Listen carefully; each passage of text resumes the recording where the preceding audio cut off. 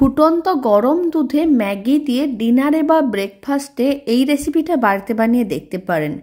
ছোট থেকে বড় যে কেউ খুবই পছন্দ করবে আর মাত্র কয়েক মিনিটের মধ্যে রেডি হয়ে যাবে। রেসিপিটা শেষ পর্যন্ত দেখার জন্য আপনাদের কাছে অনুরোধ রইল। নমস্কার, আমি রুমি, আপনাদের সবাইকে আবারও একটা দারুণ স্বাদের রেসিপিতে স্বাগত। প্রথমে এখানে আমি দুটো ম্যাগি নিয়েছি। এবার এই ম্যাগিগুলোকে এক সাইডে রেখে দিচ্ছি আর আমি রেসিপিটা দুটো ম্যাগি দিয়ে বানানো দেখাচ্ছি। আপনারা কম বেশি করতে চাইলে পরিমাণটা কম বেশি করতে পারেন। এখন একটা কড়াই নিয়েছি, কড়াইয়ের মধ্যে দিয়ে দিচ্ছি মেজারিং কাপের 2 কাপ দুধ। এখানে আমি দুটো ম্যাগি নিয়েছি, তাই এখানে আমি 2 কাপ দুধ দিয়ে দিচ্ছি। আর এই রেসিপিটা যত প্যাকেট ম্যাগি দিয়ে বানাতে চাইবেন ঠিক তত কাপই দুধ নিতে হবে। মিডিয়াম টু হাই ফ্লেমে দুধটাকে খুব ভালো করে গরম করে নিতে হবে। দুধটা খুব ভালো করে গরম করে নিয়েছিলাম। এবার আমি ম্যাগিগুলোকে গরম দুধের মধ্যে দিয়ে দিচ্ছি আর মিডিয়াম টু হাই ফ্লেমে 2 থেকে 3 মিনিট রান্না করে নিতে হবে, যাতে ম্যাগিগুলো ভালো করে সেদ্ধ হয়ে যায়।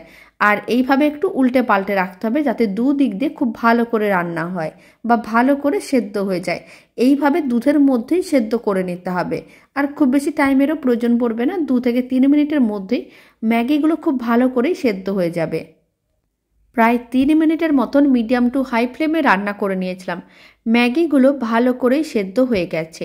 এবার ফ্লেমটা অফ করে দিচ্ছি আর মিশ্রণটাকে একটা যে কোনো বড় পাত্রের মধ্যে নামিয়ে এক সাইডে ঠান্ডা করে নিতে হবে আর এইভাবেই রেখে দিতে হবে। ঠান্ডা হওয়ার পরে অনেকটাই কিন্তু মিশ্রণটা ঘন হয়ে যেতে পারে, তাই এই সময় রেখে দিতে হবে। আর কড়াইটাকে আবারও গ্যাসের ওভেনের উপরে বসিয়ে দিয়েছি। কড়াইয়ের মধ্যে দিয়ে দিলাম বড় চামচের 1 চামচ সাদা তেল। তেলটা যখন গরম হয়ে যাবে তখন আমি এর মধ্যে দিয়ে দিলাম 1 মুঠোর মতন ক্যাপসিকাম। এখানে আমি সরু সরু করে কেটে রেখেছিলাম। আর অল্প কিছুটা পরিমাণ কুচনো গাজর দিলাম, একইভাবে লম্বা লম্বা করে কেটে রেখেছিলাম। আর দিয়ে দিলাম বেশ কিছুটা পরিমাণ কুচনো পেঁয়াজ। এবার সবজিগুলোর ওপরে দিয়ে দিচ্ছি সামান্য পরিমাণ লবণ বা স্বাদ অনুযায়ী লবণ দিয়ে দিলাম 1 চামচের 4 ভাগের 1 ভাগ। খুব ভালো করে মিশিয়ে নিতে হবে। আর লবণ দেওয়ার কারণে ক্যাপসিকাম, গাজর ও কুচনো পেঁয়াজগুলো অনেক তাড়াতাড়ি নরম হয়ে যাবে আর বেশ ভাজা ভাজাও হয়ে যাবে। আর আপনারা আপনাদের পছন্দ মতন যে কোনো সবজি রান্নাটার মধ্যে দিতে পারেন। খুব বেশি টাইমের প্রয়োজন পড়বে না। এইভাবে 1 থেকে 2 মিনিটের মতন রান্না করে নিতে হবে। এতে সবজিগুলো একটু ভাজা ভাজা হয়ে যাবে। প্রায় 1 মিনিট এইভাবে রান্না করে নিয়েছিলাম। এবার আমি এর মধ্যে যে ম্যাগিগুলো নিয়েছিলাম তার যে মশলার প্যাকেটগুলো ছিল সেখান থেকে একটা মশলার প্যাকেট নিয়ে মশলাটা পুরোটাই দিয়ে দিলাম। মশলাটা খুব ভালো করে মিশিয়ে নিতে হবে। আর মশলাটা খুব ভালো করে মিশিয়ে নেওয়ার পরে এইভাবে আরও 1 মিনিটের মতন নাড়াচাড়া করে নিতে হবে। 1 মিনিটের মতন নাড়াচাড়া করে নিয়েছিলাম। সবজিগুলো বেশ ভাজা ভাজা হয়ে গেছে। এর থেকে আর বেশি ভাজার দরকার নেই। এবার সেদ্ধ করে রাখা ম্যাগিটা, মানে দুধের মধ্যে যে ম্যাগিটা দিয়ে সেদ্ধ করে রেখেছিলাম, সেটা কড়াইয়ের মধ্যে দিয়ে দিতে হবে আর খুব ভালো করে মিশিয়ে নিতে হবে। আলাদা করে কোনো রকম লবণ দেওয়ার দরকার নেই, কারণ সবজিগুলো ভাজার সময় লবণ দিয়েছিলাম আর ম্যাগি মশলার মধ্যে বেশ লবণ থাকে, তাই আলাদা করে আর লবণ দিলাম না। এইভাবেই খুব ভালো করে মিশিয়ে নিতে হবে। আর যখন খুব ভালো করে মেশানো হয়ে যাবে তখন ফ্লেমটা একেবারেই লোতে করে দিতে হবে।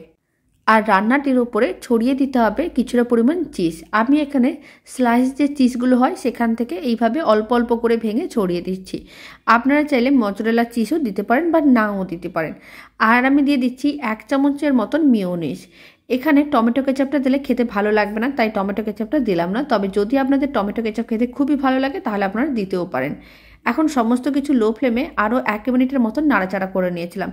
আপনারা দেখুন চিজ ও মিয়োনিজটা খুব ভালো করে মেশানো হয়ে গেছে। দারুণ স্বাদের ম্যাগিটা একেবারেই রেডি। এইভাবে একবার ম্যাগির রেসিপিটা বাড়িতে বানিয়ে দেখতে পারেন, খেতেও ভীষণ ভালো হয়। খুবই কম সময়ের মধ্যে রেডি হয়ে যায়। আর এই দারুণ স্বাদের ম্যাগির রেসিপিটা ভালো লেগে থাকলে আপনারা যদি ফেসবুক থেকে রেসিপিটা দেখছেন পেজটিকে ফলো করে নেওয়ার অনুরোধ রইল। ইউটিউব থেকে দেখলে চ্যানেলটি সাবস্ক্রাইব করে নেওয়ার অনুরোধ রইল।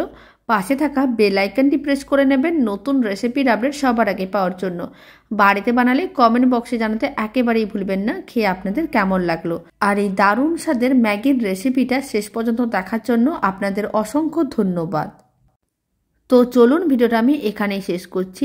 আপনারা সবাই ভালো থাকবেন, সুস্থ থাকবেন। আপনাদের সঙ্গে আবার নতুন রেসিপি নিয়ে দেখা হচ্ছে।